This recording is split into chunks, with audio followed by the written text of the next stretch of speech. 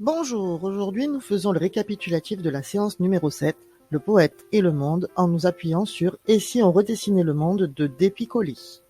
Dans la question 1, on vous demandait d'expliquer les premiers vers, moi, si je pouvais redessiner le monde. Redessiner, ici, est synonyme de recréer, le transformer, le refaire, le changer à l'idée du poète. On est donc dans l'idée de réinventer un monde au goût de l'auteur.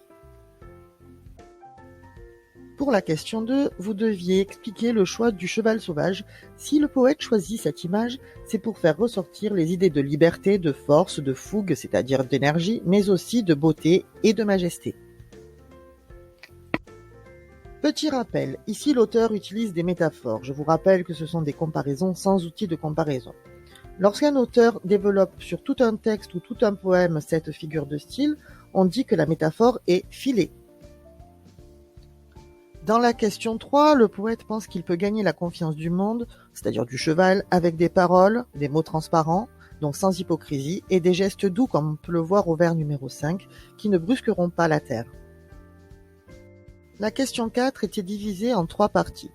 Tout d'abord, non, le poème ne ressemble pas aux autres poèmes, car les strophes sont irrégulières. On a un onzin, c'est-à-dire de 11 vers, un septin, c'est-à-dire de 7 vers, et un quintile, c'est-à-dire une strophe de 5 vers. De plus, les vers sont irréguliers. Ils ont un nombre de syllabes variable, c'est-à-dire que certains vers ont une seule syllabe, d'autres vont aller jusqu'à 9 syllabes. Et en plus, ce sont des vers impairs. En réalité, le poète s'est écarté d'une forme fixe et il a préféré une forme libre, parce que ça reflète tout simplement la liberté du cheval et donc du monde qu'il est en train d'inventer. En gros, il fait fusionner la forme avec le fond. Dans la question 5, on vous demandait de vous concentrer sur la dernière strophe en vous demandant d'expliquer l'intérêt de accru.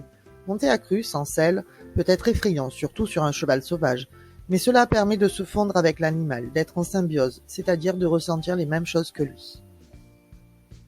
Pour monter accru le monde, il faut donc, comme pour le cheval sauvage, que nous acceptions de vivre dans ce monde en acceptant les dangers et sans lui imposer nos règles, vivre en accord avec lui, en symbiose, en harmonie avec ce monde. Dans la question numéro 6, on nous demandait qui est on.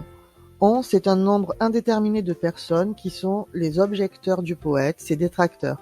Ils préfèrent faire plier le monde, ils le brutalisent pour avoir ce qu'ils veulent au lieu de vivre en harmonie avec lui. Pour les questions sur le texte, c'est terminé. Passons maintenant au PAPL sur les formes de poésie.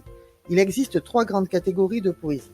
La première, les poèmes à forme fixe, qui doivent respecter des règles précises comme le sonnet que nous avons déjà travaillé. Ensuite, il y a les poèmes en vers libres, qui peuvent prendre des formes différentes et qui ne respectent pas toujours les règles, comme les calligrammes par exemple.